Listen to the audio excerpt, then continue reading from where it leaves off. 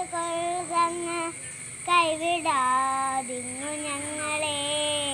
നാവികൻ നീ ഭവാബ്ദിക്ക് ഒരാവിവൻ തോണി നിൻപദം ഒന്നൊന്നായി എണ്ണി എണ്ണി തൊട്ടെണ്ണം പൊരുളൊടുങ്ങിയാൽ നിന്നിടും തൊക്ക് പോലുള്ള നിന്നിലസ്പന്ദമാകണം.